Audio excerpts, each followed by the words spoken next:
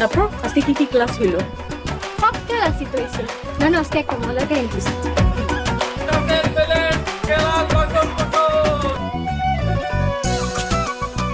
আপা ওই দেখো কসমেটিক্স আলা।